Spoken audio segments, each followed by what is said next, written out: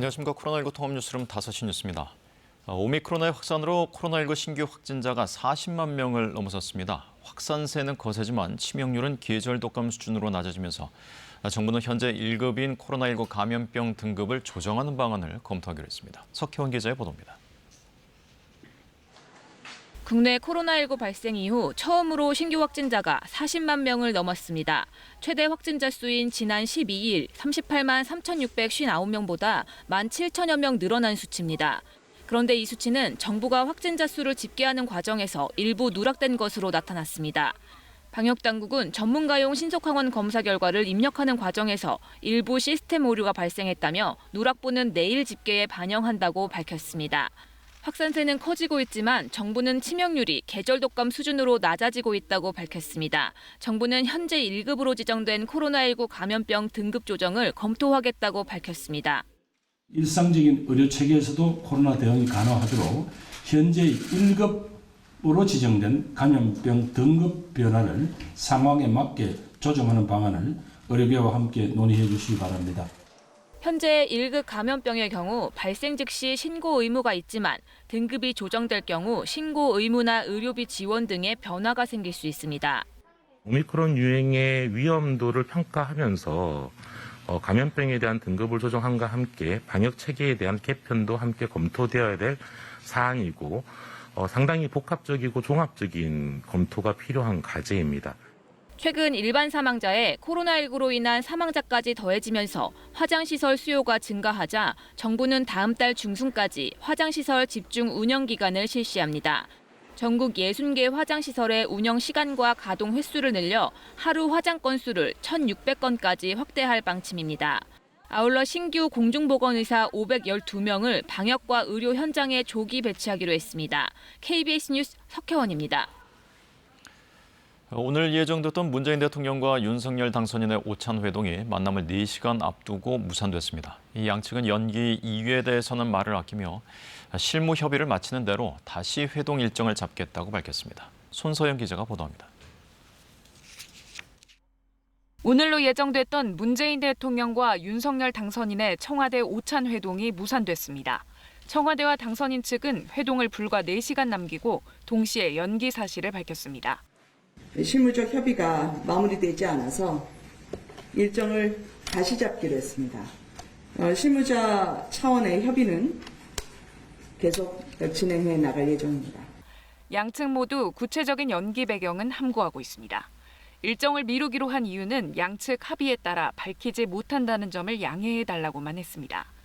정치권에서는 테이블에 오를 의제를 두고 양측이 끝내 이견을 좁히지 못한 게 이유일 거란 분석이 나옵니다.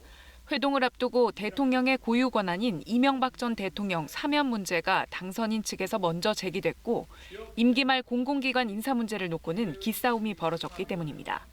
첫 만남은 보통 축하와 덕담이 오가는데 이번에는 첫 회동부터 무거운 정치적 의제들이 거론되면서 양측 모두 결론을 내야 한다는 부담도 느낀 것으로 보입니다. 회동 실무 협상은 청와대 이철희 정무수석과 당선인 측 장제원 비서실장이 맡아 진행하고 있습니다. 양측은 이번 주 의견을 더 조율하고 다음 주쯤 다시 회동할 것으로 전망됩니다. KBS 뉴스 손서영입니다. 그럼 서울 통이동의 당선인 집무실 앞 연결해서 관련 소식을 더 알아보겠습니다. 방주동 기자, 오늘 회동 무산 배경에 대해서 이 당선인 쪽의 설명이 추가로 더 있었습니까? 아닙니다. 당선인 측도 청와대도 이유를 밝히지 않았다면서 철저하게 함구하고 있습니다. 이곳 사무실에 나온 장제원 비서실장에게 이명박 전 대통령 사면 문제 때문이냐고 물어봤는데 사면 결정 권한은 대통령에게 있고 그런 걸로 충돌하는 건 아니라고 답을 했습니다. 네, 이 새 대통령의 집무실 이전이 거의 확실시되고 있는 분위기인데 이 용산의 국방부 청사가 여전히 유력하게 검토되고 있다고요? 네, 복수의 후보지가 있는데 용산 국방부 청사에서 가장 무게가 놓여 있습니다. 비용과 경호 측면에서 광화문 정부서울청사보다 이점이 있다는 판단에서입니다. 국방부가 3월 말까지 청사를 비우면 4월 한 달간 징계축 등을 하고 5월에 윤석열 당선인이 집무실을 사용하는 일정까지 국방부 안팎에서 흘러나오고 있습니다. 다만 경호 등의 이유로 국방부 청사로 갈 경우 구중궁궐 청와대를 벗어나 공무원과 천무, 국민과 가까운 곳에서 일하는 대통령이 되겠다는 당초의 취지는 퇴색될 수 있습니다. 김은혜 당선인 대변인은 윤석열 당선인이 기존 청와대로 들어갈 가능성은 제로라고 표현했습니다. 그리고 인수위원을 비롯한 인선이 계속해서 이루어지고 있는데 인수위는 언제쯤 출범할까요? 인수위는 출범을 서두르는 모양새입니다. 안철수 대통령직 인수위원장은 오늘 인수위 사무실 앞에서 기자들과 만나 가능하면 이번 주말이라도 현판식을 하려고 한다고 밝혔는데요. 현재 인수위 7개 분과 중에 경제2, 과학기술교육, 사회복지문화, 세 분과에 대한 인선이 남았습니다. 세 분과에 대한 인선이 마무리되는 대로 인수위는 출범할 것으로 보입니다. 윤석열 당선인은 또 오늘 정책특보에 박근혜 정부에서 경제수석을 지낸 강석훈 성신여대 교수, 고용복지수석을 역임한 김현숙 숭실대 교수를 임명했습니다. 윤석열 당선인은 무산된 대통령과의 오찬 대신에 다른 외부 일정이 있었습니까? 네, 윤석열 당선인은 오늘 통이동 인수위원 사무실로 출근했습니다. 윤 당선인은 인수위 근처 식당에서 안철수 인수위원장, 권영세 인수위 부위원장 등과 함께 오찬을 했는데요. 오찬 뒤에 통이동 인수위 사무실 주변을 산책하며 시민들을 만나기도 했습니다. 윤 당선인은 시민들과 같이 사진을 촬영하기도 했는데 김은혜 대변인은 국민들이 있는 현장 속으로 가서 실제 눈을 맞추며 소통하는 행보라고 설명했습니다. 지금까지 통이동 당선인 집무실에서 KBS 뉴스 방준원입니다. 김호수 검찰총장이 오늘 입장문을 내고 법과 원칙에 따라 본연의 임무를 충실하게 수행하겠다며 임기를 마치겠다는 뜻을 밝혔습니다. 검찰총장의 임기는 2년으로 김 총장이 임기를 지킬 경우 내년 5월 31일 퇴임합니다. 앞서 윤석열 대통령 당선인의 측근인 국민의힘 권성동 의원은 어제 언론 인터뷰에서 김호수 검찰총장이 거취를 스스로 결정해야 한다고 말했습니다. 김세환 중앙선거관리위원회 사무총장이 사의를 밝혔습니다. 김 사무총장은 오늘 직원들에게 이메일을 보내 대통령 선거 사전투표 부실 관리 사태와 관련해 사무총장으로서 책임을 통감하고 사죄해드린다면서 사의를 표명했습니다. 한편 중앙선관위는 지난 2020년 1월에 김 사무총장의 아들이 강화군청에서 인천시 선관위로 이직한 후 승진 등에서 특혜를 받은 의혹이 있다고 한 언론이 보도한 것에 대해 정상적 임용과 승진이었다며 의혹을 부인했습니다. 북한이 오늘 오전 평양에서 또 발사체를 쐈습니다. 탄도미사일로 보이는 발사체는 발사 직후 공중 폭발한 것으로 추정되는데 군은 대륙간 탄도미사일 ICBM 시험 발사인지 여부를 분석하고 있습니다. 지영철 기자입니다. 오늘 오전 9시 30분쯤 북한이 평양 순안 일대에서 발사체를 발사했다고 합동참모본부가 밝혔습니다. 군은 발사에 실패한 것으로 보고 있습니다. 한미 당국이 정보 자산으로 탐지한 초기 비행 특성을 토대로 공동 분석을 진행 중인데 발사체는 발사 직후 고도 20km 이하에서 공중 폭발한 것으로 알려졌습니다. 군은 이번 발사를 대륙간 탄도미사일 ICBM 관련 시험으로 보고 있는 것으로 알려졌습니다. 북한은 앞서 지난달 27일과 이달 5일에도 오늘 발사를 진행한 평양 순안 일대에서 미사일을 쐈습니다. 이에 대해 북한은 위성시험이라고 주장했지만 한미 당국은 신형 ICBM 화성 17형과 관련된 시험 발사로 분석했습니다. 오늘 쏜 것도 최근 연달아 발사했던 화성 17형일 가능성이 큰 것으로 알려졌습니다.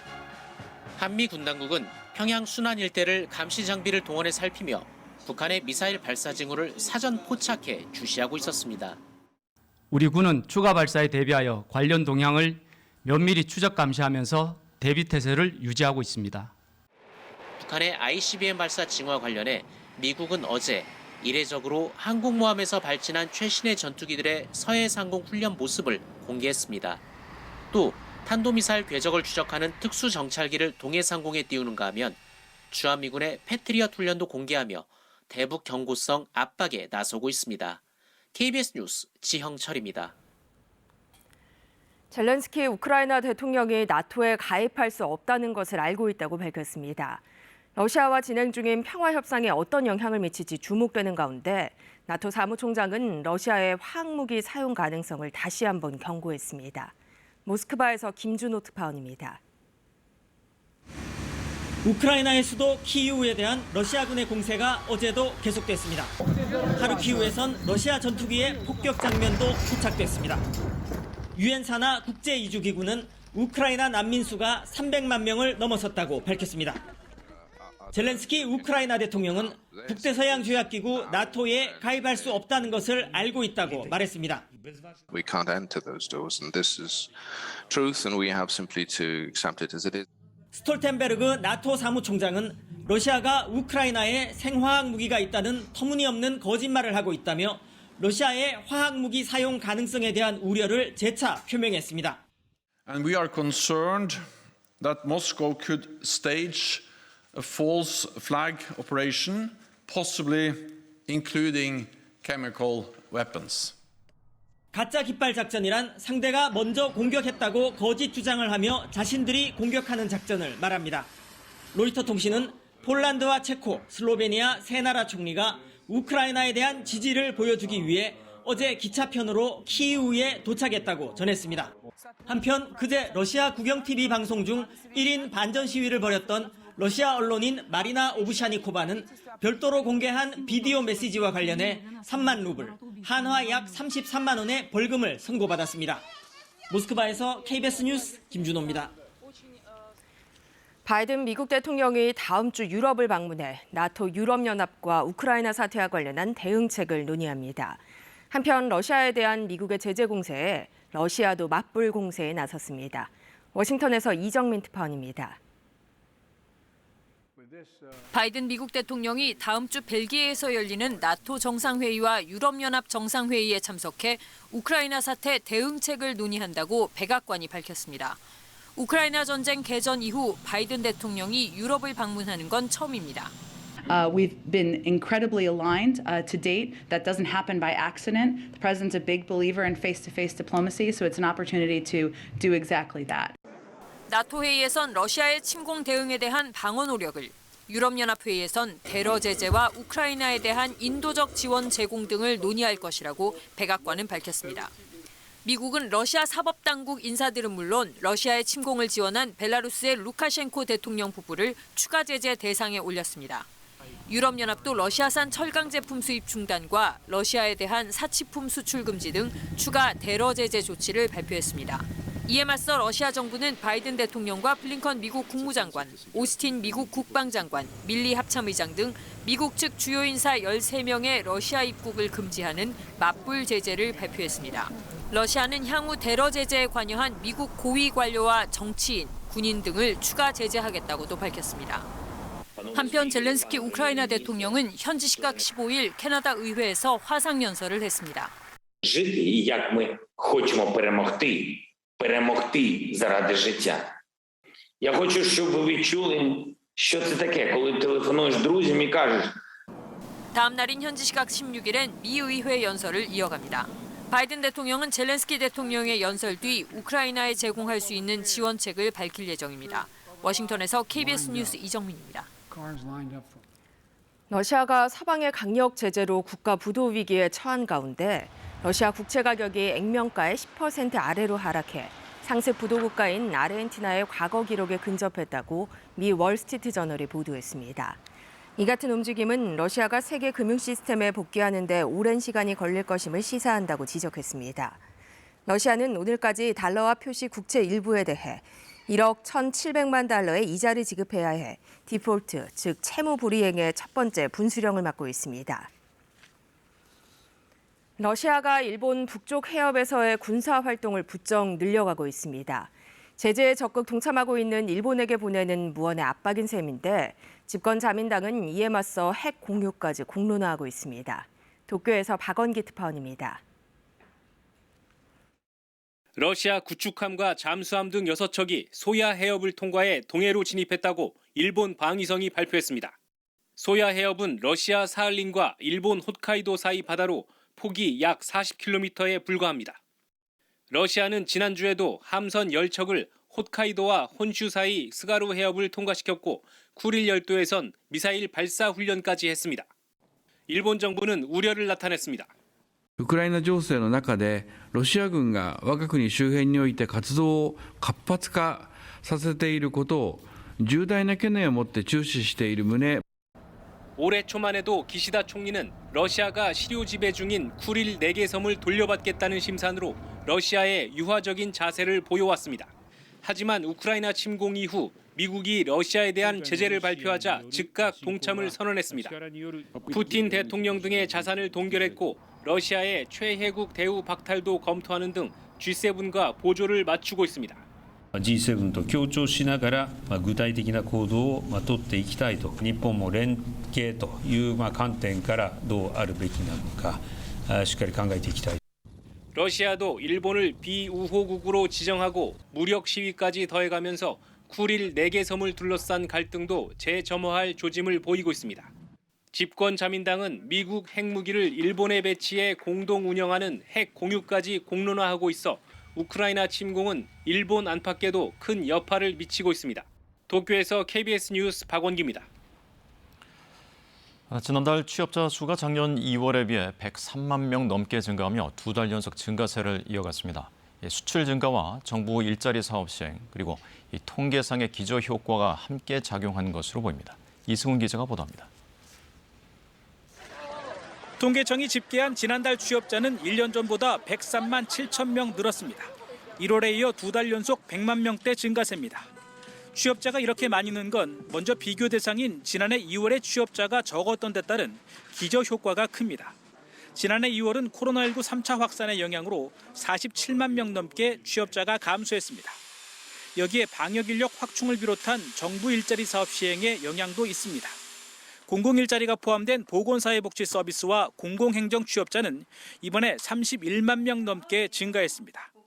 또 비대면 수혜 업종인 정보통신과 운수창고에서도 취업자가 큰 폭으로 늘었고 코로나19로 타격이 컸던 숙박음식업도 5만 명 이상 취업자가 증가했습니다.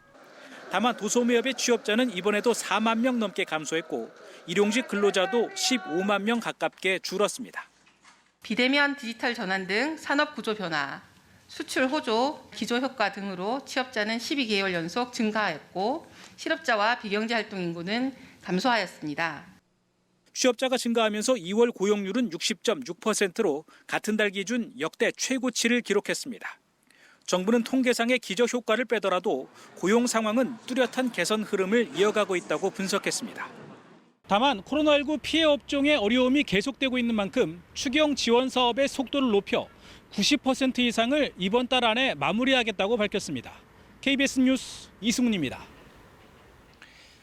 사육농장의 생닭 가격과 관계없이 치킨값이 계속 오르는 이유가 있었습니다. 공정거래위원회가 치킨용 등으로 쓰는 육개를 생산하는 업체 16곳이 가격을 담합해온 혐의를 잡고 1,758억 원의 과징금을 부과하기로 했습니다. 5개사는 검찰에 고발하기로 했습니다. 박대기 기자가 보도합니다. 공정거래위원회는 할인과 마니커 등 16개 업체가 육개 신선육의 판매가와 출고량을 담합한 것으로 판단했습니다. 육개 가격은 사육농가에서 사오는 생닭 가격에 운반비 등을 더해 산정합니다. 공정위에 따르면 할인 등 14개사는 2005년부터 12년간 16차례에 걸쳐 비용 인상을 합의하거나 할인 한도를 정하는 방식으로 가격을 담합했습니다. 심지어 16개 업체는 2012년부터 4년간 9차례에 걸쳐 달걀이나 병아리를 폐기 또는 감축해 생산량 감축을 합의한 것으로 조사됐습니다. 육개의 신선육을 냉동 비축하는 방법으로 출고량을 줄인 혐의도 받고 있습니다. 공정위는 16개의 육개의 신선육 제조 판매업자에 대해 시정명령과 함께 총 1,758억 원의 과징금을 부과하기로 했습니다. 또 가담 정도 등을 고려해 올품 등 5개사는 검찰에 고발하기로 했습니다. 광범위한 수단을 동원한 담합을 적발 제재한 것으로서 온 국민이 애용하는 닭고기의 가격 상승을 초래하는 담합을 시정하였다는 데 의의가 있습니다. 이에 대해 한국육개협회는 담당 부처의 승인과 지시에 따라 이행한 수급 조절이라며 반발하고 있습니다. 또 13개 사업자의 영업이익률이 평균 0.3%에 그쳐 부당 이득이 없다며 막대한 과징금으로 도산위기에 몰렸다고 주장했습니다. KBS 뉴스 박대기입니다. 제작 결함이 발견된 12개 차 중 9만 2천여 대를 대상으로 시정 조치, 즉 리콜이 실시된다고 국토교통부가 밝혔습니다. 국토교통부는 현대 기아차의 소렌토와 산타페 등 6개 차 중 9만여 대의 경우 연료 누유나 화재 가능성이 확인돼 자발적 시정 조치에 들어간다고 설명했습니다. 또 포드 익스플로러 1,200대는 뒷바퀴 현가장치 부품 결함이, 포르쉐 타이칸 600여대는 어린이 보호용 좌석 부착 시 고정 결함이 확인돼 리콜을 실시한다고 밝혔습니다. 매매나 임대가 금지된 공공임대주택을 몰래 거래한 입주민들과 이를 도와준 공인중개사들이 대거 적발됐습니다. 또 공공임대주택의 입주 자격을 위반한 입주민들도 단속됐습니다. 황진우 기자입니다. 경기도 파주시에 있는 한 아파트 단지입니다. 원래 10년 공공임대주택으로 지금은 분양 전환이 마무리됐습니다. 10년 공공임대주택은 한국토지주택공사 LH가 소유하고 있는 10년 동안 임차인 자격으로 살면 분양 전환 시기에 거주 중인 아파트를 분양받을 수 있습니다. 입주민이 매매하거나 재임대를 놓을 수는 없습니다. 하지만 이 아파트에 살았던 입주민 A씨는 분양 전환을 앞둔 거주 9년 차에 4억 원을 받고 살던 아파트를 불법 매매했습니다. 해당 주택은 분양 전환가가 2억 3천만 원이라서 A씨는 1억 7천만 원의 시세 차익을 얻은 셈입니다. 또 성남 판교 공공임대주택 입주민 B씨는 보증금 2억 5천만 원에 월세 265만 원을 받고 불법으로 재임대했습니다. 경기도 공정특별사법경찰단은 이처럼 공공임대주택을 불법 거래한 입주민 69명과 이들을 도와준 공인중개사 70명을 입건했습니다. 공공주택특별법과 공인중개사법을 위반한 혐의입니다. 경기도는 부정한 방법으로 실수자의 주거 기회를 빼앗고 불법 투기로 부당 이득을 취하는 투기 세력에 대해 예외 없이 수사를 강화하여 강력한 처벌이 이루어질 수 있도록 하겠으며 경기도 특사경은 이와 함께 1인 세대 자격으로 당첨돼 입주했지만 동거인과 함께 살거나 고가의 수입 차량을 소유하는 등 입주 자격을 위반한 12명도 적발해 경기주택도시공사 GH에 통보했습니다. KBS 뉴스 황진우입니다. 대전의 한 신축 아파트 입주 예정자들이 실제 아파트가 분양 당시 배치도나 공고문과 다르다며 반발하고 있습니다. 교육복지시설 자리엔 종교시설이 들어섰고 공고와 달리 일부 동은 지하 1층 주차장이 없지만 시행사는 문제될 게 없다는 입장입니다. 보도에 백상현 기자입니다. 오는 6월 입주를 앞둔 대전의 한 아파트 분양 홍보물입니다. 출입구 옆에 교육복지시설을 뜻하는 노인과 유아시설이 있습니다. 모델하우스 단지 모형도 마찬가지입니다. 그러나 실제 지어진 아파트 단지는 전혀 다른 모습입니다. 교육복지시설 자리에 아파트 7층 높이의 교회가 세워져 있습니다. 가까운 동과의 거리는 30m도 되지 않습니다. 노유자 시설이라고 분명히 표기가 돼 있었거든요. 저희들이 원하는 조망권은 이런 조망권이 아니었고 시행사는 아파트와 교회 사이를 확실히 나누겠다는 대책을 내놨지만 현장에는 이 제 키 높이도 안 되는 철제 울타리만 설치돼 있습니다. 시행사는 분양 공고문에는 해당 부지에 교회가 들어설 예정이라는 점을 명시했다고 말했습니다. 하지만 입주 예정자들은 해당 부지가 이미 종교시설로 결정된 상황에서 분양 당시 배치도에 다른 용도를 명시한 건 허위 내용이라는 주장입니다. 또 분양 공고문에는 지하 2층에서 지상 최고 29층으로 명시해놓고 실제 아파트 9동 중 3동에 지하 1층 주차장이 없다며 항의하고 있습니다. 거기다 주차를 하고 나서 저희 집까지 가려고 하면은 엘리베이터를 한 개 이용하고 100m 이상을 걸어가야 되는 상황이 발생이 되거든요. 이에 대해 시행사와 시공사는 한 세대당 주차 가능 대수는 공고와 같기 때문에 문제될 게 없다는 입장을 되풀이하고 있습니다. KBS 뉴스 백상현입니다. 지난해 국민연금을 가장 많이 받은 사람은 매월 239만 9,710원을 받은 66살 수령자인 것으로 나타났습니다. 국민연금공단은 오늘 이런 내용이 담긴 2021년 국민연금 수급자 통계를 발표했습니다. 통계에 따르면 지난해 말 기준 월 100만 원 이상을 받은 인원은 모두 43만 500여 명으로 40만 명을 넘어섰습니다. 또 부부 수급자 가운데 최고 수령액은 435만 4천 원이었습니다. 이어서 오늘의 주식시황을 KB증권에서 전해드립니다. KB증권입니다. 코스피가 인플레이션 우려 완화 등이 호재로 작용하며 나흘 만에 반등에 성공했습니다. 코스닥 역시 외국인과 기관이 매수에 나서며 2% 넘게 올랐습니다. 오늘 코스피는 37.7포인트 상승한 2659.23에 코스닥은 20.58포인트 오른 891.8에 마감됐습니다. 전일 미국 증시는 국제 유가가 하락한 영향으로 주요 지수가 강세로 마감했습니다. 이에 코스피는 개인과 외국인의 팔자에도 기관이 매수에 나서며 1% 넘게 상승 마감했습니다. 정부의 방역 지침이 완화되면서 국제 유가 상승세가 주춤하자 국내 여행주들이 동반 강세를 보였고, 이에 대한항공이 7% 넘게 오르며 이틀 연속 강세를 이어갔습니다. 또 LG이노텍은 1분기 사상 최대 실적에 대한 기대감에 6%대 강세를 보였고, 미국 반도체 업종이 상승한 영향으로 SK하이닉스가 3% 넘게 올랐습니다. 한편 올해 사상 최대 실적이 전망되는 고려아연이 이틀 연속 약세로 마감했습니다. 오늘 원달러 환율은 7원 10전 내린 1,235원 70전의 거래를 마쳤습니다. 지금까지 KB증권이었습니다. 오늘도 낮 들어서는 포근한 봄 날씨를 보였습니다. 강릉시에서는 홍매화가 활짝 핀 모습인데요. 내일은 먹구름이 끼면서 곳곳에 눈비가 내리겠습니다. 내일 새벽 강원 영동을 시작으로 차차 남부지방으로 확대되겠고, 밤이면 전국에서 비가 내릴 것으로 보입니다. 비는 토요일까지 이어지겠지만 내렸다 그쳤다를 반복하겠고요. 기온이 낮은 강원 산지와 경북 북동 산지는 최고 30cm의 눈이 예상되고, 그 밖에 강원과 충북 북부, 경북 북부에서 1에서 3cm가 예상됩니다. 그 밖에 전국에는 5에서 20mm의 비가 내리겠고, 제주에서는 최고 100mm의 호우가 예상됩니다. 바람도 강하게 불겠습니다. 내일 밤부터 영남 해안과 남해안, 제주에서 바람이 강해질 것으로 보입니다. 내일 아침 서울이 6도, 대전 8도, 광주 10도로 아침에는 오늘보다 10도가량 내려가는 곳이 있겠고요. 한낮에도 서울이 16도, 대전 11도, 대구 11도로 남부지방에서 오늘보다 기온이 낮겠습니다. 바다의 물결은 전해상에서 최고 4m로 높게 일겠습니다.